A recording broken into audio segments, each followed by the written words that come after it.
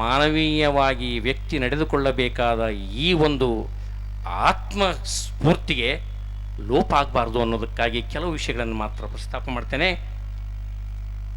ಜಯ ಜಯ ಜಯ ಕನ್ನಡ ರಾಜೇಶ್ವರಿ, ಶರಣು ಬಂದೆ ತಾಯೇ ಭುವನೇಶ್ವರಿ. ಜಯ ಜಯ ಜಯ ಜಯ ಕನ್ನಡ ರಾಜೇಶ್ವರಿ, ಶರಣು ಬಂದೆ ಪಾದಕ್ಕೆ ಭುವನೇಶ್ವರಿ. ಪಂಪನ ನುಡಿ ಮಿಂಚಿನ ಮಣಿಮಾಲೆಯೇ, ನಾರಣಪ್ಪ ಕಡೆದ ಭಾವ ಜ್ವಾಲೆಯೇ.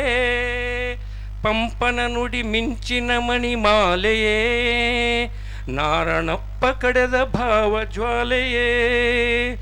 ಬಸವಣ್ಣನ ನೀತಿಗೆ ಅಲ್ಲಮ ಪ್ರಭು ಪ್ರೀತಿಗೆ, ನಮೋ ಎನ್ನುವೆ ದರ್ಶನಗಳ ಜ್ಯೋತಿಗೆ. ಜಯ ಜಯ ಜಯ ಕನ್ನಡ ರಾಜೇಶ್ವರಿ, ಶರಣು ಬಂದೆ ಪಾದಕ್ಕೆ ಭುವನೇಶ್ವರಿ ಭುವನೇಶ್ವರಿ. ಇದಕ್ಕೆ ತಾನೇ ಭುವನೇಶ್ವರಿ ಬಗ್ಗೆ ಬಹಳ ಅದ್ಭುತವಾದಂಥ ಪರಿಕಲ್ಪನೆಯನ್ನು ಕೊಟ್ಟರು. ನನ್ನ ಭಾವನೆಯಲ್ಲಿ ನಿಮ್ಮೆಲ್ಲರ ಮನದಲ್ಲಿರ್ತಕ್ಕಂಥ ಕನ್ನಡ ಪ್ರೀತಿಯೇ ಭುವನೇಶ್ವರಿ ತಾಯಿಯ ಗುಡಿ. ಅದನ್ನು ನುಡಿಯಲ್ಲಿ ನಡೆಯಲ್ಲಿ ಒಂದಾಗಿಸಿ ಸಮಾಜದಲ್ಲಿ ಎಲ್ಲರಿಗೂ ಬಿತ್ತರಿಸುವ ಆ ಒಂದು ಕಾರ್ಯವನ್ನು ನಾವು ಮಾಡಿದಾಗ ಮಾತ್ರ ನಾವು ಕನ್ನಡಿಗರಾಗ್ತೇವೆ. ಆ ಕಾರಣಕ್ಕಾಗಿ ಈ ಒಂದು ಸಮ್ಮೇಳನ ಅಧ್ಯಕ್ಷ ಸ್ಥಾನವನ್ನು ನನಗೆ ಪ್ರೀತಿಯಿಂದ ದಯಪಾಲಿಸಿರ್ತಕ್ಕಂಥ ಇಲ್ಲಿ ಎಲ್ಲ ಕನ್ನಡ ಮನಸ್ಸುಗಳೇನಿದ್ದಾರೆ, ಸಾಹಿತ್ಯ ಪರಿಷತ್ತಿನ ಅಧ್ಯಕ್ಷರು, ಪದಾಧಿಕಾರಿಗಳು, ವಿಶೇಷವಾಗಿ ಈ ಸಿರುಗುಪ್ಪ ತಾಲೂಕಿನ ಎಲ್ಲ ಪ್ರೀತಿಯ ನಾಗರಿಕರು, ಅವರಿಗೆ ಪ್ರಥಮದಲ್ಲಿ ನಾನು ಶರಣುಗಳನ್ನು ಸಮರ್ಪಿಸ್ತೇನೆ. ಈ ಸ್ಥಾನವನ್ನು ಸ್ವೀಕರಿಸುವಾಗ ನನ್ನ ಮನದಲ್ಲಿದ್ದ ಭಾವನೆ, ಇದು ನನಗೆ ಸಂದ ಗೌರವವಲ್ಲ, ಇದು ಕನ್ನಡ ತಾಯಿಗೆ, ಕನ್ನಡ ನುಡಿಗೆ, ಕನ್ನಡ ಸಾಹಿತ್ಯಕ್ಕೆ, ಕನ್ನಡ ಸಂಸ್ಕೃತಿಗೆ, ಕನ್ನಡ ನೆಲಕ್ಕೆ, ಕನ್ನಡ ಜಲಕ್ಕೆ, ಕನ್ನಡ ಭಾವಕ್ಕೆ, ಕನ್ನಡತನಕ್ಕೆ ಸಂದ ಗೌರವ ಎಂದು ಭಾವಿಸುತ್ತಾ ಆ ಭುವನೇಶ್ವರಿಗೆ ಹಣೆ ಮಣಿದು ಈ ಸ್ಥಾನದಲ್ಲಿ ನಾನು ಮಾತನಾಡಲಿಕ್ಕೆ ಇಷ್ಟಪಡ್ತೇನೆ. ಕನ್ನಡ ಸಾಹಿತ್ಯ ಪರಿಷತ್ತು 1915ರಲ್ಲಿ ಸ್ಥಾಪನೆಯಾದ ನಂತರ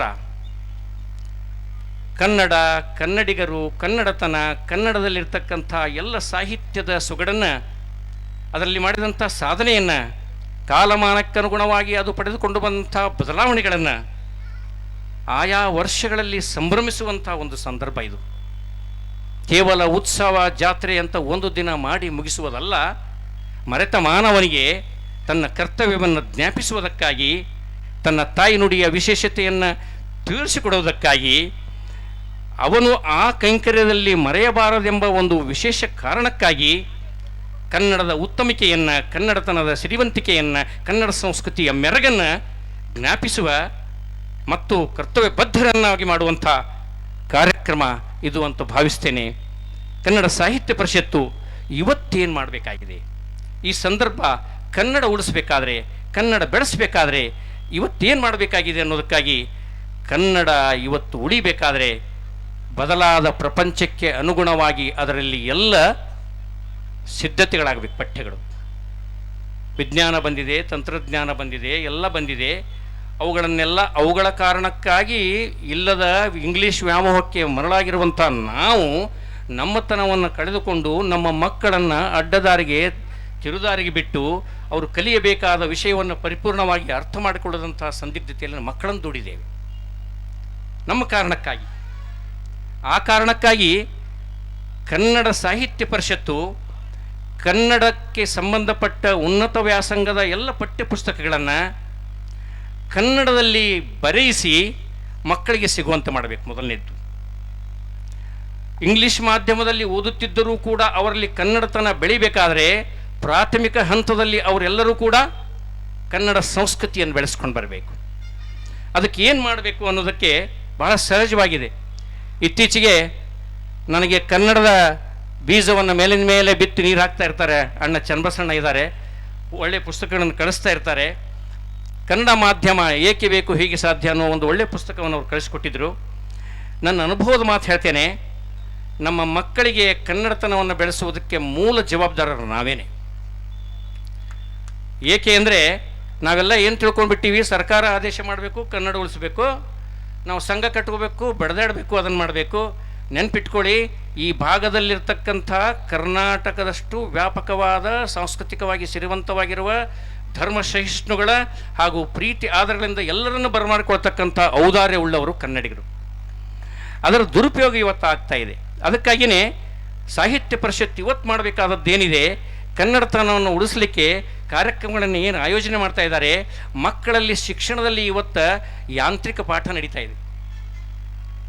ಅದಕ್ಕಾಗಿಯೇ ಒಬ್ಬ ತಜ್ಞ ಹೇಳ್ತಾನೆ, ಇವತ್ತು ನಾವು ಅಧ್ಯಯನ ಮಾಡಬೇಕಾದದ್ದು ಜೀವ ರಸಾಯನ ಶಾಸ್ತ್ರವಲ್ಲ, ನಿರ್ಜೀವ ರಸಾಯನ ಶಾಸ್ತ್ರವಲ್ಲ, ಸಾಮಾಜಿಕ ರಸಾಯನ ಶಾಸ್ತ್ರ. ವ್ಯಕ್ತಿಗಳ ಮಧ್ಯೆ ಇರುವ ಸಂಬಂಧಗಳನ್ನು ಗಟ್ಟಿ ಮಾಡುವ, ಪ್ರೀತಿಯ ಸೆಲೆಯನ್ನು ಉಳಿಸುವ, ಅವರೆಲ್ಲರೂ ಅರ್ಥ ಮಾಡಿಕೊಳ್ಳುವ ಮನೋಭಾವವನ್ನು ತಿಳಿಸುವ ಮಾತೃಭಾಷೆಯಲ್ಲಿ ಆ ಸಂವಹನ ಮುಂದುವರಿಬೇಕು. ಬಳಸಿದರೆ ಭಾಷೆ ಉಳಿಯುತ್ತದೆ, ಆಚಾರದಿಂದ ಧರ್ಮ ಉಳಿಯುತ್ತದೆ. ಭಾಷೆಯನ್ನು ಬಳಸುವುದು ಕಡಿಮೆ ಆಗುತ್ತಾ ಹೋಗಂತೆ ನಾವೆಲ್ಲರೂ ನಮ್ಮ ಔದಾರ್ಯದಿಂದ ನಮ್ಮ ಭಾಷೆಯನ್ನು ಕಳೆದುಕೊಂಡರೆ ನಮ್ಮ ಸಂಸ್ಕೃತಿಯನ್ನು ಕಳೆದುಕೊಳ್ತೇವೆ, ನಮ್ಮ ತನವನ್ನು ಕಳೆದುಕೊಳ್ತೇವೆ, ನಮ್ಮ ವಿಕಾಸವನ್ನು ನಾವೇ ಕುಂಠಿತಗೊಳಿಸಿಕೊಳ್ತೇವೆ. ಅದಕ್ಕಾಗಿಯೇ ನಾವೆಲ್ಲರೂ ಇವತ್ತು ಎಚ್ಚರಾಗಬೇಕಾಗಿದೆ. ನನ್ನ ಅನುಭವದ ಮಾತನ್ನು ಒಂದು ಹೇಳ್ತೇನೆ. ಅಮೇರಿಕಕ್ಕೆ ನಮ್ಮ ಮಗಳ ಒಂದು ಪ್ರಸೂತಿ ಕಾರ್ಯಕ್ಕಾಗಿ ನಾವು ಅಮೇರಿಕಕ್ಕೆ ಹೋಗಿದ್ದೀವಿ. ಮಗು ಹುಟ್ಟಿದ ತಕ್ಷಣ ಮಗು ರಾತ್ರಿ ಎಲ್ಲ ಅಳೋದು. ಅದಕ್ಕೆ ಸಮಾಧಾನ ಮಾಡಬೇಕು ಅಂತ ತಿಳ್ಕೊಂಡು ನಮ್ಮ ಮಳೆಯ ನಾವು 6 ತಾಸು ಡ್ಯೂಟಿ, ರಾತ್ರಿ ಎದ್ದು ಆ ಮಗುವಿಗೆ ಸಂತೈಸೋದು. ಅದಕ್ಕೆ ಸಂತೈಸಬೇಕಾದ್ರೆ ನಾವೇನು ಮಾಡ್ತಾಯಿದ್ದೋ, ಅದು ಮೊದಲಿನಿಂದಲೂ ಕೂಡ ಒಂದು ಹವ್ಯಾಸ. ನಾನು ಓದುಗುಳಿ ಎಲ್ಲ ಓದ್ತೀನಿ. ಅದಕ್ಕಾಗಿ ಅವಾಗ ಏನು ಮಾಡ್ತಿದ್ದೀವಿ, ಒಂದು ಕ್ಯಾಸೆಟ್ನಲ್ಲಿ ಮೊದಲಿನಿಂದಲೂ ಆಸಕ್ತಿ, ಕನ್ನಡ ಪದಗಳಂದ್ರೆ ಭಾಳ ಆಸಕ್ತಿ.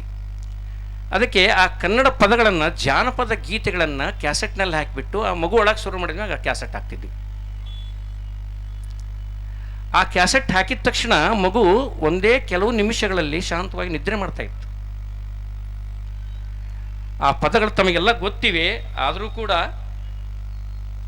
ಆಸಕ್ತಿಗಾಗಿ ಕನ್ನಡ ಸಾಹಿತ್ಯದ ಸೊಗಡು ತಮಗೆ ತಲುಪಬೇಕಲ್ಲ. ಜಾನಪದ ಬೇರು, ಉಳಿದಿದ್ದೆಲ್ಲ ನಾರ್ ಅಂತಾರೆ, ಗಾದಿ ಮಾತೈತಿ. ಉಳಿದಿದ್ದೆಲ್ಲ ಏನೈತಲ್ಲ ನಾವು ಅದು ನಿಜವಾದ್ದಲ್ಲ ಅಲ್ಲ. ಅದಕ್ಕೆ ಕೆಲವು ಜಾನಪದ ನುಡಿಗಳನ್ನು, ನುಡಿಗಳನ್ನು ಜನ ಮನಸ್ಸಿನಿಂದ ಅಂತರಂಗ ಬಹಿರಂಗ ಏಕವಾಗಿ ನುಡಿದಂಥ ನುಡಿಗಳಿವು. ಇವೆಲ್ಲ ಕೇಳಿರ್ತೀರಿ ನೀವು, ದೇವರ ಬಗ್ಗೆ ಅವ್ರು ಹೇಳಿದ್ದು ಕೇಳಿರ್ತೀರಿ. ಬೆಳಗಾಗಿ ನಾನೆದ್ದ ಯಾರ್ಯಾರ ನೆನೆಯಲಿ, ಎಳ್ಳು ಜೀರಿಗೆ ಬೆಳೆವಂಥ, ಎಳ್ಳು ಜೀರಿಗೆ ಬೆಳೆವಂಥ ಭೂತಾಯನ ಎದ್ದೊಂದು ಗಳಿಗೆ ನೆನದೇನ. ಕಲ್ಲು ಕೊಟ್ಟಮ್ಮಗೆ ಎಲ್ಲ ಭಾಗ್ಯವು ಬರಲಿ, ಪಲ್ಲಕ್ಕಿ ಮೇಲೆ ಮಗ ಬರಲಿ, ಪಲ್ಲಕ್ಕಿ ಮೇಲೆ ಮಗ ಬರಲಿ, ಆ ಮನೆಗೆ ಮಲ್ಲಿಗೆ ಮುಡಿವ ಸೊಸೆ ಬರಲಿ. ಉಪಕಾರ ಸ್ಮರಣೆ. ಪ್ರಥಮದಲ್ಲಿ ನಮ್ಮನ್ನು ಪೋಷಿಸ್ತಕ್ಕಂಥ ಭೂತಾಯನ್ನು ನೆನೀತಾರೆ. ಎಳ್ಳು ಜೀರಿಗೆ ಎನ್ನುವ ಆ ಪದಗಳ ವಿಶೇಷತೆಯನ್ನು ಗಮನಿಸಿರಿ. ಅವರು ಯಾವುದೂ ದೊಡ್ಡ ಗ್ರಂಥಗಳನ್ನು ಓದಿಲ್ಲ, ಪಂಡಿತರಲ್ಲ, ಜೀವನಾನುಭವದ ಸಾರವನ್ನು ಅಲ್ಲಿ ಹಿಡಿದಿಟ್ಟಿದ್ದಾರೆ. ಎಳ್ಳು ಹುಟ್ಟಿದಾಕ್ಷಣ ಮಗುವಿಗೆ ಎರಿಲಿಕ್ಕೆ ಬಳಸ್ತಾರೆ, ಜೀರಿಗೆಯನ್ನು ಸಾವಿನ ಸಂದರ್ಭದಲ್ಲಿ ಬಳಸ್ತಾರೆ. ಅದು ವ್ಯಾಪಕವಾಗಿ ಅದರ ಅಧ್ಯಯನ ಇದೆ, ಅದನ್ನು ಇಲ್ಲಿ ಹೇಳಲಿಕ್ಕೆ ಅವಕಾಶ ಇಲ್ಲ. ಮಗು ಮಲಗುವಾಗ ಹೆಂಗೆ ಮಲಗ್ತಿತ್ತು ಅನ್ನೋದಕ್ಕೆ ಈ ಪದ್ಯಗಳನ್ನು ನಾವು ಹಾಕಿದ್ದೀವಿ. ಯಾ ಕಳುವೆ ನನ್ನ ಕಂದ ಬೇಕಾದ ನಿನಗೀವೇ, ನಾ ಕೆಮ್ಮೆ ಕರದ ನೊರೆ ಹಾಲ, ನಾ ಕೆಮ್ಮೆ ಕರದ ನೊರೆ ಹಾಲ, ನಾ ನಿನಗೆ ಕೇಳಿದಾಗ ಕೊಡುವೇನ. ಯಾಕ ಅಳುತ್ತಾನಂತ ಎಲ್ಲರೂ ಕೇಳ್ಯಾರು, ಯಾಕ ಅಳುತ್ತಾನಂತ ಎಲ್ಲರೂ ಕೇಳ್ಯಾರು, ಕಾಯದ ಎಮ್ಮೆ ನೊರೆ ಹಾಲ, ಕಾಯದ ಎಮ್ಮೆ ನೊರೆ ಹಾಲ ಕೇಳಿ ಕಂದ ಕೈ ಬಿಟ್ಟ ಇಳಿಯನ. ಆಡಿ ಬಾನನ ಕಂದ, ಆಡಿ ಬಾನನ ಕಂದ, ಅಂಗಾಲ ತೊಳೆದೇನ. ಅಳುವ ಕಂದನ ತುಟಿಯು ಹವಳದ ಕುಡಿ ಹಂಗ, ಕುಡಿ ಹುಬ್ಬು ಬೇವಿ ನೆಸಳಂಗ, ಕುಡಿ ಹುಬ್ಬು ಬೇವಿ ನೆಸಳಂಗ, ಕಂದನ ಕುಡಿನೇಟ ಶಿವನ ಕೈಯ ಹೊಳೆದಂಗ, ಶಿವನ ಕೈ ಅಲಗ ಹೊಳೆದಂಗ. ಈ ಪದಗಳನ್ನು ಕೇಳಿಸ್ತಾ ಹೋದರೆ ಮಕ್ಕಳಲ್ಲಿ ಎಷ್ಟು ವಿಶೇಷವಾದಂಥ ಆ ಅರಿಯದ ಮಗುವಿನ ಮನಸ್ಸಿನಲ್ಲಿ ಏನು ಪ್ರಭಾವ ಆಗಿದೆ ಅನ್ನೋದಕ್ಕೆ ನಾನು ಮುಂದೆ ಹೇಳ್ತೇನೆ. ಆ ಮಗು 4 ವರ್ಷದಾದಾಗ ಅಮೇರಿಕಾದಲ್ಲಿ ಕನ್ನಡ ಸಂಘದವ್ರು ಏನು ಮಾಡ್ತಾರೆ, ಪ್ರತಿ ವರ್ಷ ಒಂದು ಪ್ರಶಸ್ತಿಯನ್ನು ಇಡ್ತಾರೆ. ಆ ಮಕ್ಕಳು ಏನು ಮಾಡಬೇಕು, ಒಂದು ವಚನವನ್ನು ಹೇಳಬೇಕು, ಪದ್ಯವನ್ನು ಹೇಳಬೇಕು, ಅದರ ಬರೆದವ ಪರಿಚಯ ಮಾಡಿಕೊಡಬೇಕು, ಇಂಗ್ಲೀಷ್ನಲ್ಲಿ ಹಾಡೋದು ಕನ್ನಡದಲ್ಲಿ, ಅದು ಪರಿಚಯ ಮಾಡಿಕೊಟ್ಟು ಅದು ಜೀವನಕ್ಕೆ ಏನು ಉಪಯೋಗ ಅಂತ ಹೇಳಬೇಕು. ಆ ಮಗು 4 ವರ್ಷದ್ದಾದಾಗ ಅಮೇರಿಕಾದಲ್ಲಿ ಪ್ರಥಮ ಬಹುಮಾನ ಪಡೆದಿದೆ ಕನ್ನಡದಲ್ಲಿ. ಇತ್ತೀಚೆಗೆ ಅಮೇರಿಕಾ ಹಾಗೂ ಜರ್ಮನ್ ಕೂಡಿಕೊಂಡು ಒಂದು ಮಂಕುತಿಮ್ಮನ ಕಗ್ಗದ ಬಗ್ಗೆ ಒಂದು ಸ್ಪರ್ಧೆಯನ್ನು ಏರ್ಪಡಿಸ್ತಾರೆ. ಭಾಗವಹಿಸಿದವ್ರು ಕಡಿಮೆ. ಅದು ಆ್ಯಕ್ಚುಲಿ ಆ ಮಗು ಕಗ್ಗವನ್ನು ಹೇಳಿ, 2 ಕಗ್ಗಗಳನ್ನು ಹೇಳಿ ಸ್ಪಷ್ಟವಾಗಿ ಅದರ ಅರ್ಥವನ್ನು ಇಂಗ್ಲೀಷ್ನಲ್ಲಿ ತರ್ಜುಮೆ ಮಾಡಿದ್ದಕ್ಕಾಗಿ ಆ ಮಗುವಿಗೆ 3ನೇ ಬಹುಮಾನ ಬಂದಿದೆ. ಯಾಕೆ ಬಂತಿದು, ಹೇಗೆ ಬಂತು ಅಂತ ಕೇಳಿದರೆ, ನನಗನ್ನಿಸಿದ್ದು ನಾವು ಆ ಸಂಸ್ಕಾರವನ್ನು ಎಳೆಯದರಲ್ಲಿ ಬಿತ್ತೋದ್ರಿಂದ, ಅದಕ್ಕಾಗಿಯೇ ಮಾತೃಭಾಷೆಯಲ್ಲಿ ಓದಿಸಬೇಕು ಅನ್ನೋದು ಇದೆಯಲ್ಲ, ಅದನ್ನೆಲ್ಲರೂ ನೆನಪಿಟ್ಕೋಬೇಕು. ಜಗತ್ತಿನಲ್ಲಿ ಯಾವುದೇ ರಾಷ್ಟ್ರಕ್ಕೆ ಹೋಗಿ ಎಲ್ಲದರಲ್ಲೂ ಕೂಡ ಅಲ್ಲಿ ಸಂಸ್ಕೃತಿ ಗಟ್ಟಿಯಾಗಿದೆ ಅಂದರೆ ಅಲ್ಲಿ ತಮ್ಮ ಮಾತೃಭಾಷೆಯ ಬಗ್ಗೆ, ತಮ್ಮ ಬಗ್ಗೆ ಇರುವಂಥ ಅಭಿಮಾನವೇ ಕಾರಣ. ಚೈನಾಕ್ಕೆ ಹೋಗಿ, ಜಪಾನ್ಗೆ ಹೋಗಿ, ಎಲ್ಲ ಕಡೆಗೂ ಕೂಡ ಆ ಮಾತೃಭಾಷೆಯನ್ನು ಅಷ್ಟು ಅಭಿಮಾನದಿಂದ ಅವರು ಪಾಲಿಸ್ತಾರೆ. ಆದರೆ ಕನ್ನಡಿಗರದ್ದೇನಾಗಿದೆ ಪರಿಸ್ಥಿತಿ ಅಂದರೆ, ಯಾವ್ಯಾವ ಭಾಗದಲ್ಲಿ ಯಾರ್ಯಾರು ಇರ್ತಾರೆ ಅವ್ರನ್ನೆಲ್ಲ ನಾವು ಅನುಕರಣೆ ಮಾಡ್ತಾ ನಮ್ಮತನವನ್ನು ಮರಿತಾ ಇದ್ದೇವೆ. ಅದನ್ನು ಮರಿಬಾರ್ದು ಅನ್ನುವ ಆಶಯವನ್ನು ಹೇಳ್ತಾ, ಕನ್ನಡ ಸಾಹಿತ್ಯದ ವಿಶೇಷತೆಯನ್ನು ನಾವು ಗಮನಿಸಬೇಕಾದ್ರೆ, ಕನ್ನಡ ಸಾಹಿತ್ಯ ಕಾಲಮಾನಕ್ಕೆ ತಕ್ಕಂತೆ ಬದಲಾಗ್ತಾ ಬಂದಿದೆ. ಚಂಪು ಶೈಲಿಯಲ್ಲಿ ರಚನೆ ಮಾಡ್ತಕ್ಕಂಥ ಒಂದು ಹಳಗನ್ನಡ ಇತ್ತು, ಹಳಗನ್ನಡ ಪೂರ್ವದ ಸಾಹಿತ್ಯ ಇತ್ತು, ಹಳಗನ್ನಡ ಸಾಹಿತ್ಯ, ನಡುಗನ್ನಡ ಸಾಹಿತ್ಯ, ಹೊಸಗನ್ನಡ ಸಾಹಿತ್ಯ, ಅದನ್ನು ದಾಟಿಕೊಂಡು ಬಂದು ಪ್ರಗತಿಶೀಲ ಸಾಹಿತ್ಯ, ನವೋದಯ ಸಾಹಿತ್ಯ, ನವ್ಯ ಸಾಹಿತ್ಯ, ದಲಿತ ಸಾಹಿತ್ಯ, ಬಂಡಾಯ ಸಾಹಿತ್ಯ, ಹೀಗೆ ಬೇರೆ ಬೇರೆ ಕೊಂಡಗಳನ್ನು ಹಾಯ್ದು ಬಂದು ಕನ್ನಡ ಮನಸ್ಸೇನಿದೆ ಅಲ್ಲಿ ತೋರಿಸಿಕೊಟ್ಟಂಥ ವೈಚಾರಿಕತೆಯನ್ನು 1-2 ಸಾಹಿತ್ಯದ ದೃಷ್ಟಾಂತಗಳನ್ನು ಉಪಗಳ ಮೂಲಕ ನಾನು ಹೇಳಲಿಕ್ಕೆ ಬಯಸ್ತೇನೆ. ಯಾಕೆ ಸಾಹಿತ್ಯ ಓದಬೇಕು? ಸಾಹಿತ್ಯ ಅಂದ್ರೆ ಏನು? ಸಹಿತ ಅಂದರೆ ಯಾವಾಗಲೂ ನಮ್ಮ ಜೊತೆಗೆ ಯಾವುದು ಇರ್ತದಲ್ಲ, ಯಾವಾಗಲೂ ನಮ್ಮ ಮನಸ್ಸಿಗೆ ಯಾವುದು ಪ್ರೇರಣೆ ಕೊಡ್ತದಲ್ಲ, ಯಾವಾಗಲೂ ನಮಗೆ ಅಂತಃಸಾಕ್ಷಿಯಾಗಿ ಯಾವುದು ನಮ್ಮನ್ನು ಮುನ್ನಡೆಸ್ತದಲ್ಲ, ಅದು ಜೊತೆಗಿರುವುದು ಸಾಹಿತ್ಯ. ಕನ್ನಡ ಸಾಹಿತ್ಯ ಏನಿದೆ, ಸಾಹಿತಿ ಏನು ಮಾಡ್ತಾನೆ, ತಾನು ಕಂಡದ್ದನ್ನು, ತಾನು ಕಂಡ ಸತ್ಯವನ್ನು, ತಾನು ಕಂಡ ತನ್ನ ಅಂತರಂಗವನ್ನು, ತಾನು ಕಂಡ ಸಮಾಜವನ್ನು, ತನ್ನ ಅನುಭವಗಳನ್ನು ಎಲ್ಲರಿಗೂ ತಿಳಿಯುವಂತೆ ಕಲಾಕೃತಿಯ ರೂಪದಲ್ಲಿ ರಸಮಯವಾಗಿ ಕಟ್ಟಿಕೊಡ್ತಾನೆ. ಅದಕ್ಕೆ ಬಹಳ ಅದ್ಭುತವಾದಂಥ ಒಂದು ಹೋಲಿಕೆಯನ್ನು GS ಶಿವರುದ್ರಪ್ಪನವ್ರು ಕೊಡ್ತಾರೆ. ಆಶ್ಚರ್ಯ ಆಯ್ತು ನನಗೆ. ಅದನ್ನು ನಿನ್ನೆ ತಾನೇ ಓದ್ತಾ ಇದ್ದೆ, ಆಶ್ಚರ್ಯ ಆಯಿತು, ಅದನ್ನು ಹೇಳಲೇಬೇಕನ್ನಿಸ್ತು. ಶರಣರ ವಚನದಲ್ಲಿ ಒಂದು ಅದ್ಭುತವಾದ ಪರಿಕಲ್ಪನೆ ಬರ್ತದೆ. ಏನಂದರೆ, ಬಯಲು ರೂಪ ಮಾಡಬಲ್ಲಾತನೇ ಶರಣ, ರೂಪ ಬಯಲು ಮಾಡಬಲ್ಲಾತನೇ ಲಿಂಗಾನುಭಾವಿ. ಶರಣ ಹಾಗೂ ಲಿಂಗಾನುಭಾವಿಯ ವ್ಯತ್ಯಾಸವನ್ನು ಇಲ್ಲಿ ಅವರು ಕಟ್ಟಿಕೊಟ್ಟಿದ್ದಾರೆ. ಶಿವರುದ್ರಪ್ಪನ ಎಷ್ಟು ಸುಂದರವಾಗಿ ಇದನ್ನು ಪಲ್ಲಟಿಸ್ತಾರಂದರೆ, ಬಯಲು ರೂಪ ಮಾಡಬಲ್ಲಾತನೇ ಕವಿ ಮಹಾಶಯ. ಸಾಹಿತಿಗಳು ರೂಪ ಬಯಲಮಲ್ಲವ ಮಾಡುವವರು ಯಾರು? ಓದುಗರು. ಸಾಹಿತ್ಯ ಮನಸ್ಸಿನಲ್ಲಿ ಒಂದು ವಿಚಾರ ಸೃಜನಶೀಲವಾಗಿ ಹೊಳೆದಾಗ ಅದು ಅವನ ಮನಸ್ಸಿನಲ್ಲಿ ನಿರಾಕಾರದ ಅನುಭವವಾಗಿ ಅಳವಟ್ಟಿರ್ತದೆ. ಆ ನಿರಾಕಾರವಾದ ಅನುಭವವನ್ನು ಸಾಹಿತ್ಯ ಏನು ಮಾಡ್ತಾನೆ, ತನಗಿರುವ ಭಾಷಾ ಶ್ರೀಮಂತಿಕೆಯನ್ನು ಪದಗಳ ಜೋಡಣೆಯಿಂದ ಅದನ್ನು ಸಾಹಿತ್ಯ ಕೃತಿಯಾಗಿ ನಿರ್ಮಿಸ್ತಾನೆ. ಆ ಕೃತಿಯನ್ನು ಓದುವಂಥ ಓದಿಗ ಏನು ಮಾಡ್ತಾನೆ, ಅವನ ಅನುಭವವನ್ನು ಅವನ ಪದಗಳ, ಶಬ್ದಗಳ, ಸಾಹಿತ್ಯದ ರಚನೆಯ ಮೂಲಕ ತಾನು ಅರ್ಥೈಸ್ಲಿಕ್ಕೆ ಪ್ರಯತ್ನ ಮಾಡ್ತಾನೆ. ನಿರಾಕಾರವಾದ ಅನುಭವವನ್ನು ಸಾಕಾರದ ಮೂಲಕ ಮತ್ತೆ ನಿರಾಕಾರ ಪಡೆಯತಕ್ಕಂಥ ಆ ವಿಶೇಷವಾದಂಥ ಅನುಭವ ಸಾಹಿತ್ಯಕ್ಕಿದೆ. ಆ ಸಾಹಿತ್ಯ ಎಂಥದ್ದಿರಬೇಕು ಅನ್ನೋದಕ್ಕಾಗಿ ನಾವು ಜ್ಞಾಪಿಸ್ಕೊಳ್ಬೇಕು. ಸಾಹಿತ್ಯ ಯಾವಾಗಲೂ ಮಾನವ ಪರವಾಗಿರಬೇಕು. ಸಾಹಿತ್ಯ ಜಾತಿ ವಿದೂರವಾಗಿರಬೇಕು. ಸಾಹಿತ್ಯ ದ್ವೇಷ ಭಾವನೆಗಳನ್ನು ಕೆರಳಿಸಬಾರದು. ಸಾಹಿತ್ಯ ವ್ಯಕ್ತಿಯ ಮನವನ್ನು ಅರಳಿಸಬೇಕು. ಸಾಹಿತ್ಯದಿಂದ ಏನು ಪ್ರಯೋಜನ ಅಂದರೆ, ನಮಗೆ ಗೊತ್ತಿಲ್ಲದಂತೆ ಒಬ್ಬ ಕಾಣದ ಗುರು ಸಾಹಿತ್ಯ ಕೃತಿಗಳಲ್ಲಿರ್ತಾನೆ. ಆ ಗುರು ನಮಗೆ ಸರಿಯಾದ ಪಥವನ್ನು ತೋರಿಸ್ತಾನೆ, ಅದರ ದುಃಖದಲ್ಲಿ ಸರಿಯಾದ ದಾರಿಯನ್ನು ತೋರ್ತಾನೆ, ಕಷ್ಟದಲ್ಲಿ ನಮಗೆ ಸರಿಯಾದ ಪಥವನ್ನು ತೋರಿಸ್ತಾನೆ, ಆಧ್ಯಾತ್ಮಿಕಕ್ಕೆ ಬೇಕಾದ ವಿಚಾರಗಳನ್ನು ಕೊಡ್ತಾನೆ. ಅದಕ್ಕಾಗಿ ಸಾಹಿತ್ಯ ಎಲ್ಲರಿಗೂ ಬೇಕಾಗ್ತದೆ. ಕನ್ನಡ ಸಾಹಿತ್ಯ ನಡೆದುಕೊಂಡ ದಾರಿಯ ವಿಶೇಷತೆ ಏನು ಅಂದರೆ, ಕನ್ನಡ ಸಾಹಿತ್ಯ ಬೇರೆ ಬೇರೆ ಸಂದರ್ಭಗಳಲ್ಲಿ ಬೇರೆ ಬೇರೆ ಧಾರ್ಮಿಕ ಪ್ರಭಾವಕ್ಕೊಳಗಾಗಿದೆ. ಜೈನ ಸಾಹಿತ್ಯ ಬರ್ತದೆ, ಶೈವ ಸಾಹಿತ್ಯ ಬರ್ತದೆ, ವೈಷ್ಣವ ಸಾಹಿತ್ಯ ಬರ್ತದೆ. ಈ ಎಲ್ಲ ಸಾಹಿತ್ಯ ಕೃತಿಗಳಲ್ಲಿ ಅನುರಣಿತವಾಗಿ ಹರಿದಂಥ ಕನ್ನಡ ಮನಸ್ಸೇನಿದೆ, ಅಲ್ಲಿ ತೋರಿಸಿದಂಥ ಉತ್ತಮ ಅಂಶಗಳನ್ನು ನಾವು ಜ್ಞಾಪಿಸಿಕೊಳ್ಬೇಕಾಗ್ತದೆ. ಅದು ಧರ್ಮವನ್ನು, ಜಾತಿಯನ್ನು ವಿಜೃಂಭಿಸುವ ಬದಲಾಗಿ ಮಾನವೀಯತೆಯನ್ನು, ಧಾರ್ಮಿಕತೆಯನ್ನು ಹೇಳ್ತದೆ. ಭಾಷೆ ಶಸ್ತ್ರವಾಗಬಾರದು, ಭಾಷೆ ಶಾಸ್ತ್ರವಾಗಬಾರದು, ಭಾಷೆ ಜಡಗೊಳ್ಳಬಾರದು. ಭಾಷೆ ನಿರಂತರವಾಗಿ ಚಲನಶೀಲವಾಗಿ ಒಬ್ಬ ವ್ಯಕ್ತಿಯಲ್ಲಿರುವ ಉತ್ತಮಿಕೆಯನ್ನು ಪ್ರೋತ್ಸಾಹಿಸುವಂತಿರಬೇಕು. ಅದಕ್ಕಾಗಿಯೇ ಒಂದೆರಡು ಪ್ರಸಂಗಗಳನ್ನು ಹೇಳಲಿಕ್ಕೆ ಇಷ್ಟಪಡ್ತೇನೆ. ಎಷ್ಟು ಅದ್ಭುತವಾದಂಥ ವಿಚಾರಗಳಲ್ಲಿ ಬರ್ತವೆ. ಪಂಪನಿಂದಲೇ ಪ್ರಾರಂಭ ಮಾಡಬಹುದು. ಪಂಪ ನಮಗೆ ಗೊತ್ತಿದೆ ಏನು ವಿಶೇಷತೆ ಕನ್ನಡಿಗರದು ಅಂದರೆ, ಈ ಪಂಪ ಮೊದಲೇ ಹೇಳ್ತಾನೆ, ಮನುಷ್ಯ ಜಾತಿ ತಾನೊಂದೇ ವಲಂ. ಇವತ್ತೆಷ್ಟದವ್ರ ಜಾತಿ ಭಾಳ ಆಗಿಬಿಟ್ಟವ. ಪಂಪ ಕಟ್ಟಿಕೊಟ್ಟ ಕನ್ನಡದ ಮನಸ್ಸಿದು. ತಾನೊಂದೇ ವಲಂ ಅಂಥೇಳಿ ವಿಕ್ರಮಾರ್ಜುನ ವಿಜಯದಲ್ಲಿ ಒಂದು ಮಾತು ಬರ್ತದೆ. ದುರ್ಯೋಧನ ಕರ್ಣರು ಹೇಳ್ತಾರೆ, ಹುಟ್ಟಿನಿಂದ ಕುಲವೇ ಛಲಂ ಕುಲಂ, ಗುಣಂ ಕುಲಂ, ಸ್ವಾಭಿಮಾನ ಕುಲಂ, ವೀರಂ ಕುಲಂ ಅಂತಾನೆ. ನಿನ್ನ ಗುಣಗಳ ಕುಲಪ, ಹುಟ್ಟಿದ್ದು ಜಾತಿ ಕುಲ ಅಲ್ಲ, ಜಾತಿ ವಿದುರನಾಗಿ ವಿಚಾರ ಮಾಡಂತ ಹೇಳ್ತಾನೆ. ಆ ಒಂದು ಮನಸ್ಸಿದೆಯಲ್ಲ, ಇವತ್ತೇನಾಗ್ಬಿಟ್ಟಿದೆ, ಮಾತೊಂದು ಪರಿ, ಮನಸ್ಸೊಂದು ಪರಿ, ಭಾವವೊಂದು ಪರಿ. ಅದಾಗಿ ಕನ್ನಡದ ವ್ಯವಸ್ಥೆ ಒಳಗಡೆ ದೇಶದಲ್ಲಿನೇ ಕೋಮು ದ್ವೇಷ ಕೊಳ್ಳಿ ದೆವ್ವಾಗ್ಯದ, ಜಾತಿ ಪೂತ ಜಗಲಿಯರ್ಯದ.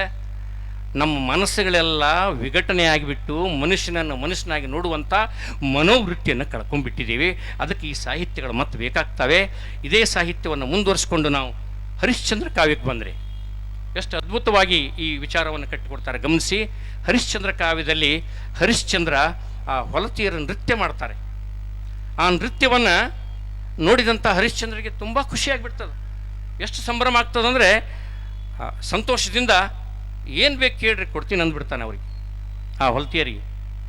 ಆವಾಗ ಅವ್ರು ಅಂತಾರೆ, ನಮ್ಮನ್ನು ಮದುವೆ ಆಗಂತಾರೋ, ನೀವು ಕೇಳಿಬಿಟ್ಟಿರಲ್ಲ ಏನು ಬೇಕಾದರೂ ಕೊಡ್ತೀನಿ ಅಂತ, ಹಂಗಾರೆ ನಮ್ಮನ್ನು ಮದುವೆ ಆಗ್ರಿ ಅಂತಾರೆ. ಆವಾಗ ಹರಿಶ್ಚಂದ್ರ ಹೇಳ್ತಾನೆ, ಸೂರ್ಯ ಕುಲದ ನಾನು ನಿಮ್ಮ ಹೊಲತಿಯರನ್ನು ಮದುವೆಯಾಗುವುದೇ ಬಚ್ಚಲ ನೀರು ನೀವು ಅಂದ್ಬಿಡ್ತಾನೆ. ನೋಡ್ರಿ ಎಷ್ಟರ ಮಟ್ಟಿಗೆ ನಾವು ಇದನ್ನು ವಿಚಾರ ಮಾಡಬೇಕಿಲ್ಲಿ.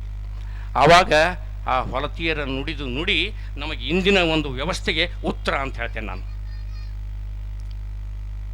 ಎಷ್ಟು ಅದ್ಭುತವಾಗಿ ಕೇಳ್ತಾರೆ, ನಮ್ಮ ನೃತ್ಯವನ್ನು ನೋಡಿ ಸಂತೋಷಪಟ್ಟ ನಿನ್ನ ಕಣ್ಣುಗಳು, ಸಂಗೀತವನ್ನು ಕೇಳಿ ಸಂತೋಷಪಟ್ಟ ನಿನ್ನ ಕಿವಿಗಳು, ಇಷ್ಟುವರೆಗೂ ಕೂಡ ಸಂಭ್ರಮಪಟ್ಟ ನಿನ್ನ ವ್ಯವಸ್ಥೆ ಇದೆಯಲ್ಲ, ಅವು ನಿನ್ನನ್ನು ಮುಟ್ಟಿಲ್ವಾ ಅಂತ ಕೇಳ್ತಾರವು.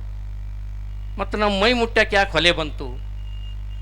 ಅದಕ್ಕೆ ಅವ್ರು ಹಾಕಿದಂಥ ಪ್ರಶ್ನೆ ಎಷ್ಟು ವಿಚಾರೋದ್ದೀಪನವಾಗಿದೆ ಅಂದರೆ, ಮುಂದೆ ಅವನ ಜೀವನ ಹೆಂಗಾಗ್ತದಂದರೆ, ಅವನು ವೀರಬಾಹುವನ್ನು ಸೇವೆ ಮಾಡಿದ ಮೇಲೇ ಅವನಿಗೆ ಶಿವನ ದರ್ಶನ ಆಗ್ತದೆ. ಕುಲಮದ ಅಳಿಯದನ್ನಕ್ಕ ಮೋಕ್ಷ ಸಿಗದು ಅನ್ನೋ ತತ್ವವನ್ನು ಹೇಳ್ತಾರೆ. ಅಲ್ಲಿ ವೈದಿಕರು ಅಂತಲ್ಲ, ಅದ್ಭುತವಾಗಿ ಸೋಮೇಶ್ವರವರು ಕಟ್ಟಿಕೊಟ್ರು. ಭಾವನೆಗಳು ಅವು ಇಲ್ಲಲ್ಲೇ. ಆ ಸಾಹಿತ್ಯ ಮನಸ್ಸಿನಲ್ಲಿರೋದೇನು ಮಾನವಿಕ ಅಂಶ. ಇದನ್ನೇ ನಾವು ಗಮನಿಸಿದಾಗ ರಾಮಾಯಣದಲ್ಲಿ ರಾಮನನ್ನು ತೆಗೆದುಕೊಳ್ಳಿ, ಮಹಾಭಾರತದಲ್ಲಿ ಧರ್ಮರಾಯನ ತೆಗೆದುಕೊಳ್ಳಿ, ಗೋವಿನ ಹಾಡಿನಲ್ಲಿ ಪುಣ್ಯಕೋಟಿಯನ್ನು ತೆಗೆದುಕೊಳ್ಳಿ. ಈ ಎಲ್ಲ ಕಾವ್ಯಗಳಲ್ಲಿ ಹರಿದು ಬಂದಂಥ ವಿಚಾರ ಏನು ಅಂದರೆ, ತಂದೆಗೆ ಕೊಟ್ಟ ಮಾತನ್ನು ತಪ್ಪಬಾರದೆಂಬ ನೀತಿಯಲ್ಲಿ ಓತಪ್ರೋತವಾಗಿ ಹರಿದಿದೆ ಹೊರತಾಗಿ ಅಲ್ಲಿ ಧರ್ಮ ಅಲ್ಲ, ಜಾತಿ ಅಲ್ಲ, ಯಾವುದೇ ಅಂಟಲ್ಲಿಲ್ಲ. ಅದನ್ನು ಅನುಸರಿಸಿಕೊಂಡು ಬಂದಂಥದ್ದೇ ಕನ್ನಡ ಸಾಹಿತ್ಯದ ವಿಶೇಷತೆ. ಎಷ್ಟು ಅದ್ಭುತವಾಗಿದೆ ಅಂದರೆ, DVG ಅವರ ಮಂಕುತಿಮ್ಮನ ಬಗ್ಗೆ ಹೇಳಿದರು. ಕನ್ನಡ ಸಾಹಿತ್ಯದ ವಿಷಯಗಳನ್ನು ಹೇಳ್ತಾ ಹೋದರೆ ನನಗೆ ಮೈ ತುಂಬಿಡ್ತದೆ, ಅವೆಲ್ಲ ಹಾಡು ಹೇಳಬೇಕನ್ನಿಸ್ತದೆ, ಆದರೆ ಸಮಯ ಇಲ್ಲ. ಆದರೂ ಒಂದು ಸ್ವಲ್ಪ ಚುಟ್ಟಕ್ಕೆ ಹೇಳಲಿಕ್ಕೆ ಮನಸ್ಸು ಬಯಸ್ತಿದೆ, ಅದನ್ನು ಹೇಳಲಿಕ್ಕೆ ಬಯಸ್ತೇನೆ. DVG ಅವರು ಎಷ್ಟು ಅದ್ಭುತವಾಗಿ ಬರೀತಾರೆ ಅಂದರೆ, ಮನುಷ್ಯ ಹೆಂಗೆ ಸುಲಭವಾಗಿ ಇವತ್ತು ನಾವು ಯಾಮಾರ್ತಾ ಇರೋದು ಹಂಗೆ. ಈ ಪದವಿ ಅದಕ್ಕೆ ಒಲ್ಲೆ ಅಂತಿದ್ದೆ ನಾನು. ಅನ್ನದಾತುರಕ್ಕಿಂತ ಚಿನ್ನದಾತುರ ತೀಕ್ಷ್ಣ, ಚಿನ್ನದಾತುರಕ್ಕಿಂತ ಹೆಣ್ಣು ಗಂಡೊಲವು, ಮನ್ನಣೆಯ ಆತುರವದಿಲ್ಲಕ್ಕೂ ತೀಕ್ಷ್ಣತಮ, ತಿನ್ನುವುದಾತ್ಮವನ್ನೇ ಮಂಕುತಿಮ್ಮ. ಈ ಮನ್ನಣೆ ಅನ್ನೋದು ಸಿಕ್ಕ ಕೂಡಲೇ ಗರ್ವ ಬಂದುಬಿಡ್ತದ, ನಾನು ದೊಡ್ಡವನು ಅಂದ್ಕೊಂಡ್ಬಿಡ್ತೀನಿ, ಅದು ನನ್ನ ಆತ್ಮನನ್ನು ತಿಂದುಬಿಡ್ತದ. ಆತ್ಮನನ್ನೇ ಪರಿಶುದ್ಧವಾಗಿ ಇಟ್ಟುಕೊಳ್ಳಬೇಕಾದ್ರೆ ವಿನಯ ಬೇಕು. ಆ ವಿನಯ ಒಳಮೂಡಬೇಕಾದ್ರೆ ಈ ಒಂದು ಸೂತ್ರ ಸಾಕಾಗ್ತದೆ. ಎಷ್ಟು ಅದ್ಭುತವಾಗಿ ಕೊಟ್ಕೊಡ್ತಾರೆ. ಏನು ಹೇಳ್ತಾರೆ ಅವರು? ಬಡವನಾರ್ ಬಡ ಮನಸ್ಸೇ ಬಡತನ ಅಂದ್ಬಿಡ್ತಾರೆ. ಎಲ್ಲ ಹೇಳಲಿಕ್ಕೆ ಹೋಗೋದಿಲ್ಲ. ಅದಕ್ಕಾಗಿಯೇ ಅಂಥ ಅದ್ಭುತವಾದ ಗ್ರಂಥಗಳನ್ನು ನಾವು ಓದಬೇಕು. ಇನ್ನು ಕಾವ್ಯಗಳಲ್ಲಿ, ಕಾದಂಬರಿಗಳಲ್ಲಿ ಬಂದಂಥ ಪಾತ್ರಗಳನ್ನು ತಗೊಳ್ರಿ, ಅವೆಲ್ಲವೂ ಎಷ್ಟು ಅದ್ಭುತವಾಗಿವೆ ಅಂದರೆ ದಯವಿಟ್ಟು ಓದಬೇಕು. ಯಾಕೆ ಇವತ್ತು ನನಗೊಂದು ವ್ಯಥೆ ಇದೆ, ಶಿಕ್ಷಕನಾಗಿ ನನಗೆ ಬಹಳ ವ್ಯಥೆ ಇದೆ. ಓದುವ ಹವ್ಯಾಸ ಹೋಗಿಬಿಟ್ಟದ. ಪರೀಕ್ಷೆಗಾಗಿ, ಪ್ರಶ್ನೆಗಾಗಿ ಮಾತ್ರ ಪುಸ್ತಕ ಓದೋದು, ಅದರಲ್ಲಿರುವ ಭಾವವನ್ನು ಕಟ್ಟಿಕೊಡೋದಿಲ್ಲ. ಕನ್ನಡದ ಆಸಕ್ತಿ ಹೆಂಗೆ ಬೆಳೆಸಬೇಕು ಅನ್ನೋದಕ್ಕೆ ನಾನು ಬಾಲ್ಯದಲ್ಲಿದ್ದಾಗ ನಮ್ಮ ಶಾಲೆಯಲ್ಲಿ ಕೊಟ್ಟಂಥ ಒಂದು ವಿಷಯವನ್ನು ಹೇಳ್ತೀನಿ. ನಾನು 8ನೇ ತರಗತಿ ಇರಬೇಕು, ಕನ್ನಡ ಪಾಠ ಮಾಡ್ತಕ್ಕಂಥ ಒಬ್ಬ ಶಿಕ್ಷಕಿಯರಿದ್ದರು. ಅವಾಗ ನಮಗೇನು ಮಾಡ್ತಿದ್ರು ಅಂದ್ರೆ, ಒಂದು ವಿಷಯ ಕೊಟ್ಟು ನೀವೇ ಬರ್ಕೊಂಬರ್ರಿ ಅಂತ ಹೇಳ್ತಿದ್ರು. ಒಂದು 10 ಸಾಲುಗಳು 20 ಸಾಲುಗಳು ನಿಮಗೇನು ಅನ್ನಿಸ್ತದೆ ಅಂದರೆ, ವ್ಯಕ್ತಿ ತಾನು ಸ್ವತಃ ವಿಚಾರ ಮಾಡಿ ವಿಷಯವನ್ನು ಗ್ರಹಿಸ್ತಕ್ಕಂಥ ಅವಕಾಶ ಇತ್ತು. ಇವತ್ತೇನಾಗ್ಯದ? ಯಾಂಬು ಬಂದದ. ಯಾಂಬು ಯಾವುದು? ಯಾಂತ್ರಿಕ ಬುದ್ಧಿಮತ್ತೆ. ಎಲ್ಲದಕ್ಕೂ ಓಪನ್ ಮಾಡೋದು, ನೋಡೋದು. 2+2 ಇವತ್ತು ಕ್ಯಾಲ್ಕುಲೇಟರ್ ಹೊಡಿತಾನೆ ನಮ್ಮ ವಿದ್ಯಾರ್ಥಿ ಕ್ಲಾಸ್ ನೋಡೋದು. ಎಷ್ಟು ಅವಮಾನ ರೀ! ಮಾನವ ಸೃಷ್ಟಿಸಿದಂಥ ಈ ಯಂತ್ರ ನಿಮಗೆ ಅದನ್ನು ಕೊಡ್ಲಿಕ್ಕೆ ಸಾಧ್ಯ ಇದೆನಾ? ಉಪಯೋಗಿಸ್ಕೊಡ್ರಿ, ಇದನ್ನು ಅದ್ಭುತವಾಗಿ ಕೊಟ್ಟಿದ್ದಾನೆ. ಇಷ್ಟೆಲ್ಲ ಬೆಳವಣಿಗೆಯನ್ನು ನೋಡ್ತೀವಲ್ಲ, ನಾವು ಬಳಸಿರೋದು ಎಷ್ಟು? ನಮ್ಮ ಕೆಪಾಸಿಟಿ 6-7% IQ. ಅದನ್ನು ಮರೆಸ್ತಕ್ಕಂಥ ವಿದ್ಯಮಾನಗಳು ಎಲ್ಲ ಕಡೆಗೆ ವಿಜೃಂಭಿಸ್ತಾ ಇಲ್ವಾ? ಅದನ್ನು ನಾವು ಬಳಸ್ಕೊಡ್ತಕ್ಕಂಥ ವಿಧಾನವನ್ನು ಮಕ್ಕಳಿಗೆ ಕಲಿಸ್ಬೇಕಾದ್ರೆ, ನಮಗೆ 8ನೇ ಕ್ಲಾಸ್ನಲ್ಲಿ ಒಂದು ವಿಷಯ ಕೊಟ್ಟರು, ಇದನ್ನು ಬರ್ಕೊಂಬರ್ರಪ್ಪ ಅಂತ. ವಿಷಯ ಏನು ಅಂದರೆ, ಮುರುಕು ಕುರ್ಚಿಯ ಆತ್ಮವೃತ್ತ ಅಂತ. ಒಂದು ಕುರ್ಚಿ ಮುರಿದು ಬಿದ್ದದ, ಅದರ ಆತ್ಮವೃತ್ತ ಅಂತ ಬರ್ಕೊಂಬರ್ರಿ. ನಾವು ಗಾಬರಿ ಬಿಟ್ಟಿವಿ, ಕುರ್ಚಿ ಮುರಿದದ, ಕಟ್ಟಿಗೆ ಮುರಿದದ, ಅಷ್ಟೇ, ಏನು ಬರೀಬೇಕು? ಹಂಗ್ರಿ ಮೇಡಮ್ ಅಂತ ಕೇಳಿದ್ರೆ ಅವರು ಹೇಳಿದರು, ಇಲ್ಲ ತಮ್ಮ, ಹಿಂಗೆ ವಿಚಾರ ಮಾಡು, ಕುರ್ಚಿ ಎದರಿಂದ ತಯಾರಾಗ್ಯದ, ಅದು ಎಲ್ಲಿಂದ ಬಂತು, ಅದನ್ನು ಯಾರು ಬೆಳೆಸಿದರು, ಅದು ಹೆಂಗೆ ಬೆಳೀತು, ಯಾರು ಪೋಷಣೆಯಿಂದ ಬೆಳೀತು ಅಂದರೆ ವಿಚಾರ ಉದ್ದೀಪನ ಮಾಡ್ತಕ್ಕಂಥ ಈ ಚಿಂತನ ಕ್ರಮ ಇವತ್ತು ಶಿಕ್ಷಣದಲ್ಲಿ ಕಡಿಮೆ ಆಗಿದೆ. ಅದನ್ನು ನಾವು ಅದ್ಭುತವಾಗಿ ಇವತ್ತು ಮಕ್ಕಳಲ್ಲಿ ಉಣಿಸ್ಬೇಕಾಗಿದೆ. ಅದಕ್ಕೆ ಈ ಸಾಹಿತ್ಯ ಕಾರ್ಯಕ್ರಮಗಳೇನದಾವಲ್ಲ, ಕೇವಲ ವೇದಿಕೆಯ ವಿಜೃಂಭಣೆಯಾಗದೆ ಪಂಡಿತ ವಲಯದಕ್ಕೆ ಮಾತ್ರ ಸೀಮಿತವಾಗಿದೆ. ಜನಸಾಮಾನ್ಯರ ಹತ್ತಿರ ಹೋಗಿ ಅವರು ತಿಳಿಸ್ತಕ್ಕಂಥ ಕಾರ್ಯ ಆಗಬೇಕು. ಅದಕ್ಕೆ ನಾವು ಕನ್ನಡಿಗರೆಲ್ಲ ಮಾಡಬೇಕಾದದ್ದು ಏನು ಅನ್ನೋದು ವಿಚಾರಕ್ಕೆ ಬಂದಾಗ ನನಗೆ ಹೊಡೆದ ಕೆಲವು ವಿಚಾರಗಳನ್ನು ಹೇಳ್ತೇನೆ. ಮೊದಲನೇದು, ಈ ಸದ್ಯಕ್ಕೆ ನಮಗೆ ಎದುರಿಗಿರುವ ಸಮಸ್ಯೆ ಅಂದರೆ ಮಾಧ್ಯಮದ ಸಮಸ್ಯೆ. ಇಂಗ್ಲೀಷ್ನ ವ್ಯಾಮೋಹ ಎಷ್ಟು ಬೆಳೆದು ಬಿಟ್ಟಿದೆ ನಮಗೆ ಅಂದರೆ, ಏನು ರೋಗ ಬಂದರೂ ಇಂಗ್ಲೀಷ್ನಾಗ ಹೇಳಿದ್ರೆ ಸಂತೋಷ ಪಡ್ತೀವಿ. ನಮ್ಮಲ್ಲಿ ಒಬ್ಬರು ಆಯುರ್ವೇದಿಕ್ ವೈದ್ಯರಿದ್ದರು, ಅವ್ರು ಬಂದು ಅಪೆಂಡಿಸೈಟಿಸ್ ಆಗಿತ್ತು ಇಂಗ್ಲೀಷ್. ಅವ್ರು ಬಂದರು ನಮ್ಮ ಮನೆಯಲ್ಲಿ ಹಿಂಗೆ ಮುಟ್ಟಿ ನೋಡಿದರು, ಏನು ಗೆಜ್ಜೆಗುಲುಮೆ ಆಗಿತ್ತಮ್ಮ ಅಂದ್ಬಿಟ್ಟು. ಏನು ಹೇಳ್ತೀರಿ, ಏನು ಗೆಜ್ಜೆಗುಲಿಮೆ ಅಂದರು. ಗೆಜ್ಜೆಗುಲಿಮೆ ಅಂದ್ರೆ ಏನಲ್ಲ, ಅದು ಇಂಗ್ಲೀಷ್ನಾಗ ಅಪೆಂಡಿಸೈಟ್ಸ್ ಅಂತ. ಇಂಗ್ಲೀಷ್ನಾಗ ಹೇಳಿದ್ರೆ ನಮಗೆ ಅರ್ಥ ಆಗತ್ತೆ ನೋಡ್ರಿ, ಇದು ಗೊತ್ತಾಗಲ್ಲ. ಕ್ಯಾನ್ಸರ್ ಆಗ್ಯದ ಅಂದ್ರೆ ಅರ್ಧ ಸತ್ತ ಬಿಡ್ತೀವಿ. ನಿನಗೆ ಅರ್ಬುದ ರೋಗ ಆಗ್ಯಂದ್ರೆ ಸಾಯಂಗಿಲ್ಲ. ಕನ್ನಡ ಅದಕ್ಕೆ ಬಳಸ್ರಿ, ಕನ್ನಡ ಬಳಸ್ರಿ, ಭಾಷೆ ಉಳಿತದ, ಸಂಸ್ಕೃತಿ ಉಳಿತದ. ಆ ಭಾಷೆ ಅಂದಾಗ ಇನ್ನೊಂದು ವಿಷಯ ನನಗೆ ಕಾಡ್ತದೆ, ಭಾಳ ವಿಷಯಗಳು ಬರ್ತವೆ, ಕಡಿಮೆ ಮಾಡ್ತೇನೆ. ನುಡಿ ಸಂಕರದ ಬಗ್ಗೆ ನನಗೆ ಭಾಳ ಚಿಂತೆ ಆಗಿಬಿಟ್ಟದು. ನುಡಿಯನ್ನು ಶುದ್ಧವಾಗಿ ಬಳಸೋದೇ ಇಲ್ಲ. ಈಗ ತಾತವ್ರು ಹೇಳ್ತಾ ಇದ್ರು, ಏನು ರೀ ಅಕಾರ ಹಕಾರನ ನಾವು ಸರಿ, ಅಕಾರ ಹಕಾರ ಅಲ್ರಿ, ಶುದ್ಧವಾಗಿ ಒಂದು ವಾಕ್ಯವನ್ನು ಪರಿಪೂರ್ಣ ಕನ್ನಡದಾಗ ನಾವು ಮಾತಾಡೋಂಗಿಲ್ಲ. ನನಗೆ ಮೇಡಮ್ ಅಂತ ಬಂದ್ಬಿಡ್ತು ನೋಡ್ರಿ ನಡು. ಹೌದಲ್ರಿ? ನಮ್ಮಲ್ಲಿ ವೆಂಕಟಪ್ಪ ಸರ್ ಅದಾರ, ಇಲ್ಲಿ ವೆಂಕಟಪ್ಪ ಸರ್ ಅತಿ ಶುದ್ಧ ಕನ್ನಡದಲ್ಲೇ ಮಾತಾಡೋರು ಅವರು.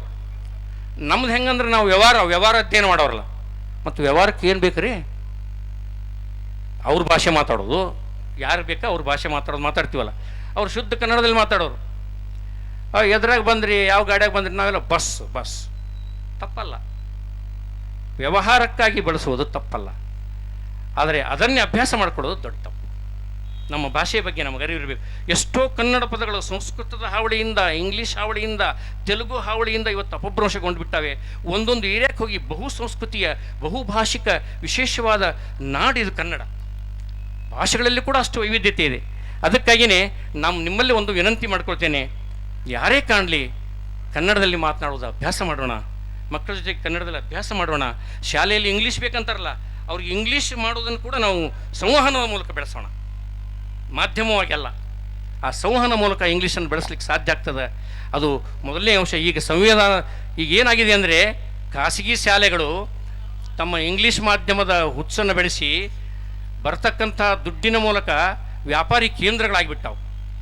ಅಲ್ಲೆಲ್ಲ ಇಂಗ್ಲೀಷ್ ಮಾಧ್ಯಮದಲ್ಲೇ ಓದಿದರೆ ನಮ್ಮ ಮಕ್ಕಳು ಉದ್ಧಾರ ಆಗ್ತಾರೆ ಅನ್ನುವ ಜನಮನದಲ್ಲಿ ಪೂರ್ಣ ಪ್ರಮಾಣದ ಭಾವನೆಯನ್ನು ಬಿತ್ತುಬಿಟ್ಟಾರ. ಎಷ್ಟರ ಮಟ್ಟಿಗೆ ಅಂದರೆ, ನಾವು ನಮ್ಮ ಮಕ್ಕಳನ್ನ ಮೊಮ್ಮಕ್ಕಳನ್ನ ಅಲ್ಲಿ ಸೇರಿಸ್ಲಿಕ್ಕಂದ್ರೆ ಓದೋದೇ ಇಲ್ಲ ಅವು, ಅವಕ್ಕೆಲ್ಲ ಆ ವ್ಯವಸ್ಥೆ ಬೇಕು. ಹೀಗಾಗಿ ನಾವೆಲ್ಲರೂ ಯಾವುದೋ ಗೊತ್ತಿಲ್ಲದ ನಮ್ಮನ್ನು ನಾಶ ಮಾಡುವ, ನಮ್ಮ ಸಂಸ್ಕೃತಿಯನ್ನು ಕುಂಠಿತ ಮಾಡುವಂಥ ಒಂದು ಬಲೆಗೆ ಸಿಗ್ತಾ ಇದ್ದೇವೆ. ದಯವಿಟ್ಟು ಅದರಿಂದ ಹೊರಗೆ ಬರಲಿಕ್ಕೆ ನಾವು ಪ್ರಯತ್ನ ಮಾಡಬೇಕು. ಅದಕ್ಕಾಗಿ ಈಗೇನು ಸಮಸ್ಯೆ ಬಂದಿದೆ, ಸುಪ್ರೀಂ ಕೋರ್ಟ್ನಲ್ಲಿ ಕೂಡ ಅದು ಕನ್ನಡಿಗರ ವಿರುದ್ಧವಾಗಿ ನಿರ್ಣಯ ಬಂದಿದೆ. ಕನ್ನಡ ಸರ್ಕಾರ ಮಾಡಿದ ಕೆಲಸಗಳನ್ನು ನಾವು ಅಲ್ಲಗಳೆಯಂಗಿಲ್ಲ. ಇಡೀ ದೇಶದಲ್ಲೇ ತನ್ನ ಭಾಷೆಗೆ, ತನ್ನ ಸಂಸ್ಕೃತಿಗೆ ಅತ್ಯಂತ ಹೆಚ್ಚು ಆದೇಶಗಳನ್ನು ಮಾಡಿ, ಹೆಚ್ಚು ಸಕಾರಾತ್ಮಕವಾಗಿ ಸ್ಪಂದಿಸಿ, ಒಳ್ಳೊಳ್ಳೆ ಪುಸ್ತಕಗಳನ್ನು ಕಡಿಮೆ ಬೆಲೆಗೆ ಒದಗಿಸ್ತಕ್ಕಂಥ ಒಳ್ಳೆಯ ಕಾರ್ಯವನ್ನು ಕರ್ನಾಟಕ ಸರ್ಕಾರ ಮಾಡ್ತಾ ಬಂದಿದೆ. ಅದರ ಆದೇಶಗಳನ್ನು ಪಾಲಿಸ್ತಕ್ಕಂಥ ನಾವುಗಳು ಸೋತಿದ್ದೇವೆ. ಗಮನಿಸಬೇಕು. ಅಂಬೇಡ್ಕರ್ ಹೇಳ್ತಾರೆ, ಪ್ರಜಾಸತ್ತಾತ್ಮಕ ಅತ್ಯುತ್ತಮವಾದ ಆಡಳಿತ ವ್ಯವಸ್ಥೆ, ಆದರೆ ಪಾಲಿಸುವ ಪ್ರಜೆಗಳಲ್ಲಿ ಆ ಪ್ರಜ್ಞೆ ಇಲ್ಲದಿದ್ದರೆ ಏನು ಉಪಯೋಗ ಸಂವಿಧಾನದ್ದು? ಏನಾಗಿದೆ ಇವತ್ತು? ಅದಕ್ಕಾಗಿಯೇ ಆ ವಿಚಾರವನ್ನು ಮನಸ್ಸಲ್ಲಿಟ್ಕೊಂಡು ಈಗ ಪ್ರಪ್ರಥಮವಾಗಿ ಕರ್ನಾಟಕ ಸರ್ಕಾರ ಮಾಡಬೇಕು ಅಂತ ನಾವು ಹೇಳ್ತೇವೆ. ಅದನ್ನು ಸಂವಿಧಾನದ ಪೀಠದ ಮುಂದೆ ತರಬೇಕು.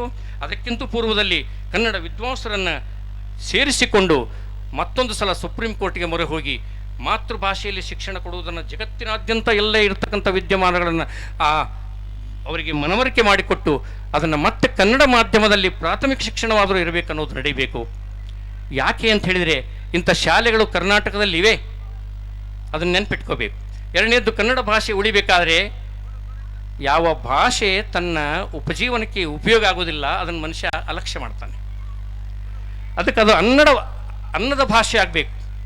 ಉತ್ತರಾಂಚಲದಲ್ಲಿ ಮಾಡಿದ್ದಾರೆ, ಸರ್ಕಾರಿ ನೌಕರರೆಲ್ಲ ಕಡ್ಡಾಯವಾಗಿ ತಮ್ಮ ಮಕ್ಕಳನ್ನು ಆ ಭಾಷೆಯಲ್ಲಿ ಓದಿಸ್ಬೇಕು. ನಮ್ಮಲ್ಲಿ ಯಾಕೆ ಮಾಡಬಾರ್ದ್ರಿ? ಸರ್ಕಾರದ ಸಂಬಳ ತಿಂತೀರಿ, ಸರ್ಕಾರದ್ದೆಲ್ಲ ಉಪಯೋಗ ಮಾಡ್ಕೋತೀರಿ, ನಿಮ್ಮ ಮಕ್ಕಳನ್ನು ಒಯ್ದು ಕಾನ್ವೆಂಟಿಗೆ ಹಾಕ್ತಿರಲ್ಲ, ಮತ್ತು ನಮ್ಮ ಭಾಷೆ ಹೆಂಗೆ ಬೆಳೀತದ, ನಮ್ಮ ನಾಡು ಹೆಂಗೆ ಬೆಳೀತದ, ನಮ್ಮ ಸಂಸ್ಕೃತಿ ಹೆಂಗೆ ಉಳಿತದ? ಈ ಪದ್ಧತಿಯನ್ನು ಮೊಟ್ಟ ಮೊದಲು ನಾವು ಸರ್ಕಾರದ ಮೂಲಕ ಇದನ್ನು ತರಬೇಕು. ಎರಡನೇದ್ದು, ಕನ್ನಡಿಗರಿಗೆ ಉದ್ಯೋಗ ಕೊಡುವ ಪ್ರಾಶಸ್ತ್ಯವನ್ನು ಕಟ್ಟುನಿಟ್ಟಾಗಿ ಮಾಡಬೇಕು. ಸರೋಜಿನಿ ಮಹಿಷಿ ಅಂದೇ ಪ್ರಸ್ತಾವನೆ ಮಾಡಿದ್ರು, ಇಂದಿನವರೆಗೂ ಕೂಡ ಅದು ಕಾರ್ಯಗತವಾಗಿಲ್ಲ. ಸ್ವಲ್ಪ ಪರ್ಸೆಂಟೇಜ್ ಶಿಕ್ಷಣದಲ್ಲಿ ಕೊಟ್ಟಿದ್ದರಾಗಲಿ, ಉದ್ಯೋಗದಲ್ಲಿ ಖಾಸಗಿ ಉದ್ಯಮಿಗಳು ಸಾಕಷ್ಟು ಮಣೆ ಹಾಕಿ ಅವರಿಗೆಲ್ಲ ಜಾಗ ಕೊಟ್ಟಿದ್ದೇವೆ, ಅವರಿಗೆ ಕನ್ನಡದ ಅನುಕೂಲಗಳನ್ನು ಮಾಡಿಕೊಟ್ಟಿದ್ದೇವೆ. ಅವರೆಲ್ಲರೂ ಕೂಡ ಕಡ್ಡಾಯವಾಗಿ ಕನ್ನಡಿಗೆ ಪ್ರಾಥಮಿಕವಾಗಿ ಉದ್ಯೋಗ ಅವಕಾಶವನ್ನು ಕೊಡುವಂಥ ಒಂದು ವ್ಯವಸ್ಥೆಯನ್ನು ಮಾಡಬೇಕು ಅನ್ನುವ ವಿನಂತಿಯನ್ನು ಮಾಡಿಕೊಳ್ತಾ, ಇನ್ನೊಂದು ಮುಖ್ಯವಾದ ವಿಚಾರ, ಕನ್ನಡ ಉಳಿಬೇಕಾದ್ರೆ ನನಗೆ ಮತ್ತೆ ಅಮುಗೆ ರಾಯಮ್ಮನ ವಚನ ನೆನಪಾಗ್ತದೆ.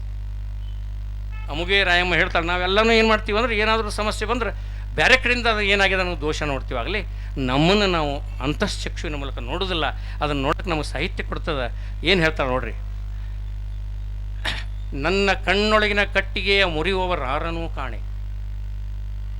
ಎನ್ನ ಕಾಲೊಳಗಿನ ಮುಳ್ಳ ತೆಗೆಯುವವರನ್ನಾರನೂ ಕಾಣೆ, ಎನ್ನ ಮನದಲ್ಲಿಪ್ಪ ಅಹಂಕಾರವ ಸುಡುವವರನ್ನಾರನೂ ಕಾಣೆ, ಆದ್ಯರ ವೇದ್ಯರ ವಚನಗಳಿಂದಾಗುವುದೇ ಎಂಬರು ಆಗದು ನೋಡ.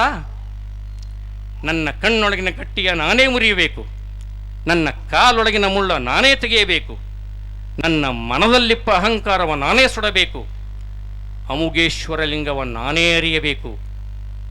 ಇದನ್ನು ನಾವು ಜ್ಞಾಪಕದಲ್ಲಿಟ್ಕೊಳ್ಬೇಕು. ಕನ್ನಡಿಗರಾದ ನಾವೆಲ್ಲ ಈ ಒಂದು ಪದ್ಧತಿಯನ್ನು ಬೆಳೆಸ್ಕೊಳ್ಬೇಕಾಗ್ತದೆ. ಶರಣರು ಲಿಂಗ ಅಂದರೆ ಯಾವುದಕ್ಕೆ ಹೇಳಿದರು? ಎಲ್ಲ ಜನಮಾನಸದಲ್ಲಿರುವ ಚೈತನ್ಯಕ್ಕೆ ಹೇಳಿದರು. ಕುವೆಂಪು ಅದನ್ನೇ ಎದೆಯದನಿ ಅಂದರು. ಅದಕ್ಕಾಗಿಯೇ ಆ ತರಹ ಪದ್ಧತಿಯನ್ನು ನಾವು ಕನ್ನಡಿಗರು ನಾವೇನು ಕನ್ನಡಕ್ಕೆ ಮಾಡಬಲ್ಲಿವು ಅನ್ನೋದನ್ನು ಮೊದಲು ಪ್ರಶ್ನಿಸ್ಕೋಬೇಕು. ನಾನು ವೈಯಕ್ತಿಕವಾಗಿ ಸಮ್ಮೇಳನ ಅಧ್ಯಕ್ಷ ಆಗಿನಪ್ಪ, ನನ್ನ ಸೀಮಿತ ವಲಯದಲ್ಲಿ ನಾನು ಕನ್ನಡವನ್ನು ಯಾವ ತರಹ ಬೆಳೆಸಲಿಕ್ಕೆ ಸಾಧ್ಯ ಇದೆ, ಕನ್ನಡದ ಸವಿರುಚಿಯನ್ನು ಯಾವ ರೀತಿ ಜನರಿಗೆ ಉಳಿಸ್ಲಿಕ್ಕೆ ಸಾಧ್ಯ ಇದೆ ಅನ್ನೋದನ್ನು ಆತ್ಮವಿಮರ್ಶೆಯನ್ನು ಮಾಡಿಕೊಳ್ಳುವ ಜವಾಬ್ದಾರಿ ಇದು ನಮ್ಮದಾಗಿದೆ. ಅದನ್ನು ಮಾಡಿಕೊಡ್ತಾ ನಾವೆಲ್ಲರೂ ಏನು ಮಾಡಬೇಕು ಅಂದರೆ, ಈಗ ತಾನೇ ಭಾಳ ಸುಂದರವಾದ ಉದಾಹರಣೆ ಕೊಟ್ಟರು ಸೋಮೇಶ್ವರ್ ಸರ್ ಅವರು. ಕನ್ನಡಕ್ಕೆ ನಿಮ್ಮ ಊರಿನಲ್ಲೇ ಯೂಟ್ಯೂಬ್ ಚಾನಲ್ ಮಾಡಿಕೊಂಡು ಅದನ್ನು ಪ್ರಸಾರ ಮಾಡು ಅಂತ ಹೇಳಿದರು. ಅದಷ್ಟೇ ಅಲ್ಲ, ನಮ್ಮ ಓಣಿಗಳಿರತಕ್ಕಂಥ ಕನ್ನಡಿಗರೆಲ್ಲ ನಾವು ಸೇರಿ ಕನ್ನಡ ಮಂಟಪಗಳನ್ನು ಮಾಡ್ಕೋಬೇಕಲ್ಲ, ಅಲ್ಲಿ ಪ್ರತಿ ವಾರಕ್ಕೊಮ್ಮೆ ನಾವು ಸೇರಿ ಕನ್ನಡದ ಉತ್ತಮ ಗ್ರಂಥಗಳ ಅಧ್ಯಯನವನ್ನು ಮಾಡ್ತಾ ವಿಮರ್ಶೆ ಮಾಡ್ತಾ ಸುತ್ತಮುತ್ತಲನ್ನೆಲ್ಲ ಆದಷ್ಟು ಪ್ರೀತಿಯಿಂದ ಬರಮಾಡಿಕೊಂಡು ಅವರಿಗೂ ಕನ್ನಡದ ಸಾಹಿತ್ಯದ ರುಚಿಯನ್ನು ಉಣಬಡಿಸಿದರೆ ಇವತ್ತಿಲ್ಲ ನಾಳೆ ಕನ್ನಡ ಉಳಿತದ. ಇದು ಎಲ್ಲ ಮಟ್ಟಕ್ಕೂ ಹೋಗಬೇಕು. ನಾವು ನಿವೃತ್ತರಾಗಿ ಖಾಲಿ ಇದ್ದೀವಿ, ಎಲ್ಲೇ ಕಾರ್ಯಕ್ರಮಕ್ಕೆ ಯಾವುದೇ ಫಲಾಪೇಕ್ಷೆ ಇಲ್ಲದೆ ಅದರಲ್ಲಿ ಪಾಲ್ಗೊಂಡು ನಾವು ಅದನ್ನು ಉಳಿಸಬೇಕು. ಗಡಿನಾಡಿನಲ್ಲಿರುವ ಕನ್ನಡಿಗರು ತಮ್ಮದನ್ನು ತ್ಯಾಗ ಮಾಡಿ ಕನ್ನಡ ಭಾಷೆಯಲ್ಲಿ ಓದಿಸ್ತಾ ಇದ್ದಾರೆ.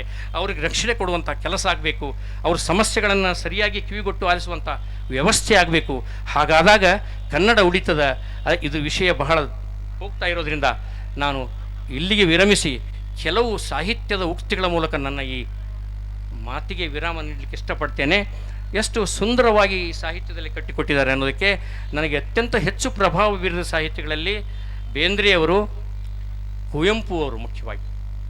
ಏಕೆಂದರೆ ವೈಚಾರಿಕ ವೈಜ್ಞಾನಿಕ ನೆಲೆಯಲ್ಲಿ ಭಾಷೆಯ ಎಲ್ಲ ವಿಚಾರಗಳ ಸೊಗಡನ್ನು ಅತ್ಯದ್ಭುತವಾಗಿ ಕಟ್ಟಿಕೊಟ್ಟಂಥ ಕವಿಗಳು ಅಂದರೆ ಬೇಂದ್ರೆ, ಕುವೆಂಪು, DVG, KS ನರಸಿಂಹಸ್ವಾಮಿ. ದಾಂಪತ್ಯ ಗೀತೆಗಳು ಬರೆದಾರೆ, ಎಷ್ಟು ಚಂದ ಬರೆದಾರೆ. ಅವರು ಬರೆದಂಥ ಗೀತೆಗಳನ್ನು ಕೇಳಿದರೆ ನಾವು ಎಲ್ಲರೂ ಕೂಡ ಬಹಳ ಆನಂದ ಪಡ್ತೇವೆ. ಆ ಸಾಹಿತ್ಯದ ರುಚಿಯನ್ನು ಓದುಗುಡುಗಳಾಗಿ ನೀವು ಪಡೀರಿ. ಪುಸ್ತಕ ಬಿಡುಗಡೆ ಮಾಡಬೇಕು ಅಂತ ಹೇಳಿದ್ರೆ ನಿಜವಾಗಿ ಅದು ಭಾಳ ಸಮರ್ಥವಾದ ಕಾರ್ಯ ಸರ್. ಪುಸ್ತಕ ಬಿಡುಗಡೆ ಮಾಡೋದು ಅಷ್ಟೇ ಅಲ್ಲ, ಅದನ್ನು ಪ್ರತಿ ವಾರ ನಾವು ಮಾಡ್ತಕ್ಕಂಥ ಮಂಟಪದೊಳಗೆ ಓದಿದ್ರೇನಪ್ಪ ಈ ಪುಸ್ತಕ, ನಿಮಗೇನು ಇಷ್ಟ ಆಯ್ತು, ಏನು ಇಷ್ಟ ಆಗಲಿಲ್ಲ, ಕರೆದು ಬೇಯ್ರಿ ಅವನ್ನ, ನನ್ನ ಕರೆದು ಬೇಯ್ರಿ.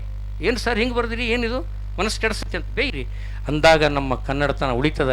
ಆ ಉಳಿಸುವ ಪ್ರಯತ್ನ ನಾವು ಮಾಡಬೇಕು ಅನ್ನೋ ವಿಚಾರವನ್ನು ಹೇಳ್ತಾ ನಾನು ಬೇಂದ್ರೆ ಅವರ ಒಂದು ಕವನ, ಚಿಕ್ಕ ಕವನ, ಭಾಳ ಸುಂದರವಾಗಿದೆ. ಆ ಒಂದು 6 ಸಾಲುಗಳ ಪದ್ಯವನ್ನು ಓದುತ್ತಾ ತಮಗೆಲ್ಲರಿಗೂ ಕೂಡ ಈ ವಿಷಯವನ್ನು ಇಲ್ಲಿಗೆ ವಿರಮಿಸಲಿಕ್ಕೆ ಬಯಸ್ತೇನೆ. ಬಹಳ ಸುಂದರವಾದಂಥ ಈ ಬೈರಾಗಿಯ ಹಾಡು. ಇನ್ನೊಂದು ವಿಷಯ ಇಲ್ಲಿ ಜ್ಞಾಪಕ ಆಯಿತು. ಅಮೇರಿಕಾದಲ್ಲಿ ನಾರ್ತ್ ಕ್ಯಾರೋಲಿನಾ ಅನ್ನುವ ರಾಜ್ಯದಲ್ಲಿ ವೇಕಾ ಎನ್ನುವ ಒಂದು ಪಬ್ಲಿಕ್ ಶಾಲೆಯಲ್ಲಿ ಕನ್ನಡ ವಿಷಯವನ್ನು ಕಲೀಲಿಕ್ಕೆ ಅವಕಾಶ ಮಾಡಿಕೊಟ್ಟಿದ್ದಾರೆ ಕನ್ನಡಿಗರ ಹೋರಾಟದಿಂದ. ನೆನಪಿಟ್ಕೊಡ್ರಿ, ಬಹಳ ಅದ್ಭುತವಾದಂಥ ವಿಚಾರ. ಇನ್ನೊಂದು, ಮೊನ್ನೆ ಚಂದನ ವಾಹಿನಿಯಲ್ಲಿ ಒಂದು ಕಾರ್ಯಕ್ರಮ, ನನಗೊಂದು ಹುಚ್ಚು, ಚಂದನ ವಾಹಿನಿಯನ್ನು ನೋಡ್ತಾ ಇರಬೇಕಾದ್ರೆ ಯಾವುದೇ ಕನ್ನಡ ಕಾರ್ಯಕ್ರಮ ಬರಲಿ, ಒಳ್ಳೆಯ ಕಾರ್ಯಕ್ರಮ ಬರಲಿ, ಅದನ್ನು ದಾಖಲೆ ಮಾಡ್ಕೊಂಡು ಬಿಡ್ತೀನಿ ನಾನು. ಅಂಥ ಕಾರ್ಯಕ್ರಮಗಳ ಒಂದು ದೊಡ್ಡ ಖಜಾನೆ ನನ್ನ ಹತ್ರ ಇದೆ. ಕನ್ನಡ ಶಿಕ್ಷಕರು, ಇಲ್ಲಿ ನಾಡಿನ ಜನರು ಅವಕಾಶ ಮಾಡಿಕೊಟ್ಟರೆ ಅದನ್ನೆಲ್ಲ ನಾನು ಕೊಡ್ತೇನೆ. ಅದನ್ನು ಶಾಲೆಗಳಲ್ಲಿ ಪ್ರದರ್ಶಿಸಿ ಕಾರ್ಯಕ್ರಮಗಳಲ್ಲಿ ಅದನ್ನು ನಾವು ಪ್ರದರ್ಶಿಸುವುದರ ಮೂಲಕ ಕನ್ನಡತನವನ್ನು ಉಳಿಸ್ಲಿಕ್ಕೆ ಪ್ರಯತ್ನ ಮಾಡಬಹುದು ಅನ್ನೋ ಮಾತನ್ನು ಹೇಳ್ತಾ, ಕನ್ನಡ ಭಾಷೆಯಲ್ಲಿ ಕಲಿತರೆ ಏನೂ ಆಗೋದಿಲ್ಲ ಅಂತಿದ್ರಲ್ಲ, 3 ಶಾಲೆಗಳ ಉದಾಹರಣೆಯನ್ನು ಅಣ್ಣ ಕೊಟ್ಟಂಥ ಪುಸ್ತಕದೊಳಗೆ ಅದಾವು, ಭಾಳ ಸುಂದರವಾಗಿವೆ. ಅದನ್ನು ನಾವು ಪಾಲಿಸುವುದರ ಮೂಲಕ ಸಾಧ್ಯ ಆಗ್ತದೆ ಅನ್ನೋ ಮಾತನ್ನು ಹೇಳ್ತಾ, ಈಗ ವಯಸ್ಸಾಗಿದೆ, ನೆನಪಿರೋದಿಲ್ಲ. ಪದ್ಯಗಳನ್ನು ಹೇಳುವಾಗ ಅರ್ಧಮರ್ಧ ಹೇಳಬಾರ್ದು, ಆ ಕವಿಗೆ ನಾವು ಅವಮಾನ ಮಾಡಿದಂಗೆ ಆಗ್ತದೆ ಅನ್ನೋ ಕಾರಣಕ್ಕಾಗಿ ತಮ್ಮ ಒಂದು